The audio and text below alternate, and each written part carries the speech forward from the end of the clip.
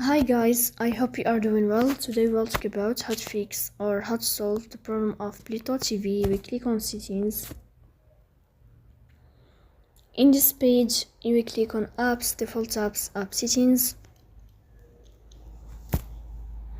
In this list, you will search about the application of Pluto TV and you will click here.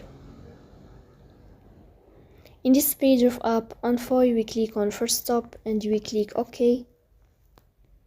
Here you will enter to the window of storage. Then here, when you click on storage, you will click on clear cache in this page. In the end, you will turn off your phone and you will wait a moment to restart your phone again to fix that problem. So that's all. Don't forget to support us by like and subscribe. See you next time and thank you for your watching and your attention.